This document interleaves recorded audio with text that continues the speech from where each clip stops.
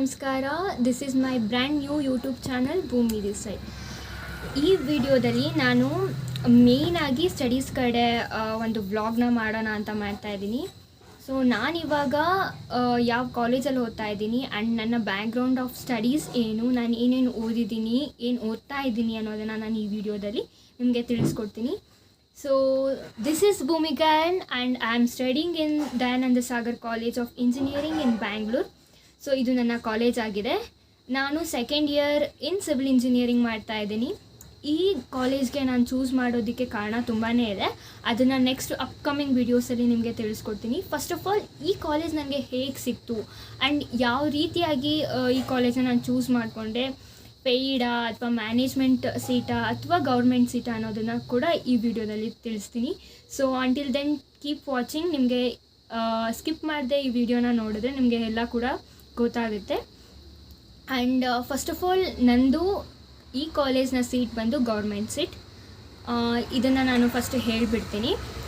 ಅದಾದಮೇಲೆ ನಾನು ದಯಾನಂದ ಸಾಗರ್ ಕಾಲೇಜಲ್ಲಿ ನನಗೆ ಹೇಗೆ ಸೀಟ್ ಸಿಕ್ತಪ್ಪ ಅಂದರೆ through D C E T ಅನ್ನೋದು ಏನಂತಾನೆ ಫಸ್ಟ್ ಹೇಳಿಬಿಡ್ತೀನಿ. ಡಿ ಸಿ ಇ ಟಿ ಅಂದರೆ diploma C E T. As second P U ಅವರು ಹೇಗೆ ಸಿ ಇ ಟಿ ಬರೆದು ಹೇಗೆ ನೆಕ್ಸ್ಟ್ ಸ್ಟಡೀಸ್ಗೆ ನೀವು ಅಪ್ರೋಚ್ ಮಾಡ್ತಾರೋ ಅದೇ ರೀತಿ ಡಿ ಸಿ ಇ ಟಿ ಕೂಡ ಫಾರ್ ಡಿಪ್ಲೊಮೊ ಸ್ಟೂಡೆಂಟ್ಸ್ ನೆಕ್ಸ್ಟ್ ಸ್ಟಡೀಸ್ಗೆ ಅವ್ರಿಗೆ ಅಪ್ರೋಚ್ ಮಾಡುತ್ತೆ. ಹಾಗೆ ನಾನು ಡಿ ಸಿ ಇ ಟಿ ಎಕ್ಸಾಮ್ನ ಬರೆದು ಕಾಲೇಜ್ನ ಚೂಸ್ ಮಾಡಿದ್ದು. ಸೊ ನಾನು ಏನೇನು ಪ್ರೋಸೆಸ್ ಆಯಿತು ಡಿ ಸಿ ಇ ಟಿಯಲ್ಲಿ ಅನ್ನೋದನ್ನು ನಾನು ಫಸ್ಟ್ ಹೇಳಿಬಿಡ್ತೀನಿ. ಫಸ್ಟ್ ಆಫ್ ಆಲ್ ನಾವು ಡಿ ಸಿ ಟಿ ಬರೋಕ್ಕಿಂತ ಮುಂಚೆ ಯಾವ ಸಬ್ಜೆಕ್ಟ್ ಇದೆ ಅಂತ ತಿಳ್ಕೊಂಡಿರಬೇಕು. ಸೊ ಸಬ್ಜೆಕ್ಟ್ ಯಾವ್ದ್ಯಾವ್ದಿದೆ ಅಂತ ಗೊತ್ತಾದರೆ ಅದ್ರ ಥ್ರೂ ಏನೇನು ಬರ್ಬೋದು ಅಂತಲೂ ಕೂಡ ತಿಳ್ಕೊಬೋದು. ನಾವು ಡಿ ಸಿ ಇ ಟಿಲಿ ಏನೇನು ಬರುತ್ತೆ ಅಂದರೆ ನಾವು ಏನು ಓದಿರ್ತೀವಿ 3 years ಆಫ್ ಡಿಪ್ಲೊಮೋದಲ್ಲಿ ಅದೇ ಬಂದಿರುತ್ತೆ, ಅದೇ ಸಬ್ಜೆಕ್ಟ್. ಒಂದೊಂದು ಸೆಮ್ಮಲ್ಲಿ ಒಂದೊಂದು ಕೋರ್ ಸಬ್ಜೆಕ್ಟ್ ಬರಲ್ಲ.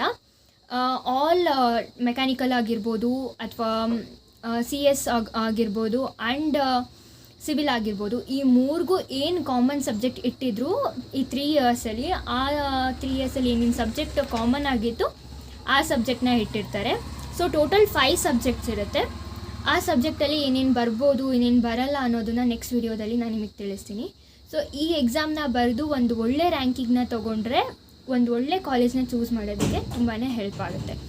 ಆ್ಯಂಡ್ ನೀವು ಸ್ವಲ್ಪ ಜನ ಸೆಕೆಂಡ್ ಪಿ ಯು ಆದಮೇಲೆ ಕಾಲೇಜ್ನ ಚೂಸ್ ಮಾಡ್ಕೊತಾರೆ. ಅವರಿಗೆ ಸ್ವಲ್ಪ ಟಫ್ ಕಾಂಪಿಟೇಷನ್ ಇರುತ್ತೆ. ಫಸ್ಟ್ ಅದನ್ನು ಹೇಳಿಬಿಡ್ತೀನಿ.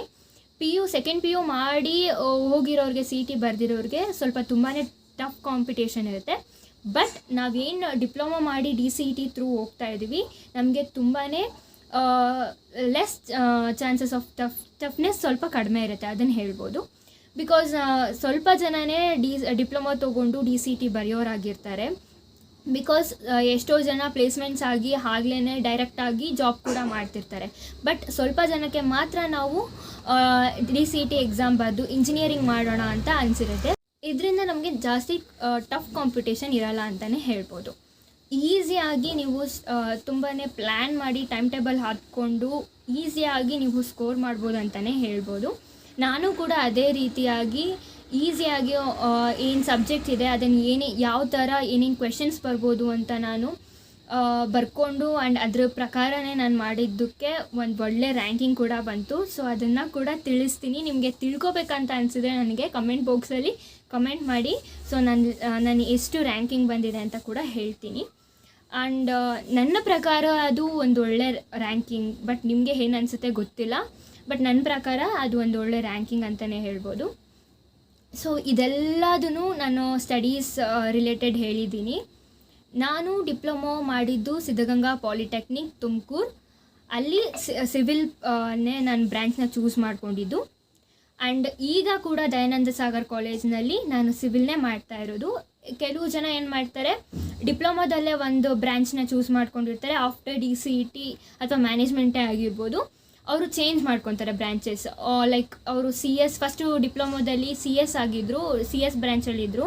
ಅದಾದಮೇಲೆ ನೆಕ್ಸ್ಟ್ ಅವ್ರು ಸಿವಿಲ್ಗೆ ಹಾಕ್ಕೋಬೋದು ಅಥವಾ ಟ್ರಿಬಲ್ ಇಗೆ ಹಾಕೊಳ್ಬೋದು ಅಥವಾ ಅವರು ಮೆಕ್ಯಾನಿಕಲ್ ಕೂಡ ಹಾಕೋಬೋದು. ಸೊ ಈ ಥರ ಅವರು ಚೇಂಜ್ ಮಾಡ್ಕೊತಾರೆ.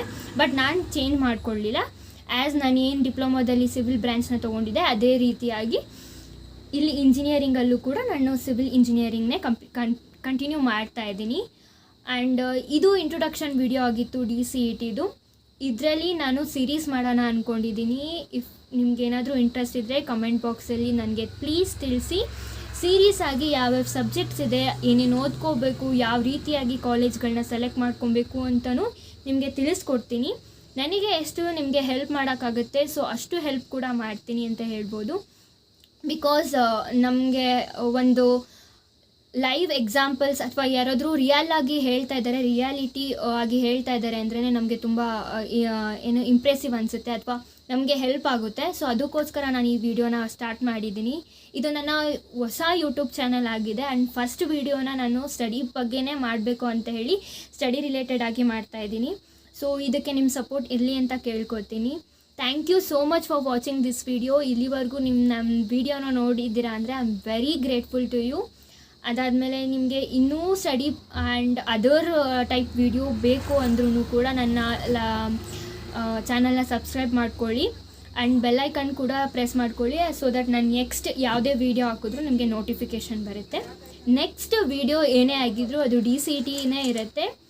ಇನ್ ಲಾಸ್ಟ್ 25 ಡೇಸ್ ಇದೆ ನಾನು ಇವತ್ತು ಮಾಡ್ತಾ ಇರೋದು. ಅದು ಸ್ವಲ್ಪ ಡಿಫ್ರೆನ್ಸ್ ಬರ್ಬೋದು ಡೇಸ್ಗೆ, ಬಟ್ ಐ ಆಮ್ ವೆರಿ ಪ್ರಾಂಪ್ಟಾಗಿ ನಾನು ಸೀರೀಸ್ ಮಾಡಿಕೊಂಡು ಯಾವ್ಯಾವ ಸಬ್ಜೆಕ್ಟ್ ಇದೆ, ಏನೇನು ಮಾಡಬೇಕು, ಏನೇನು ಓದಿದ್ರೆ ಇದಾಗುತ್ತೆ ನನಗೆ.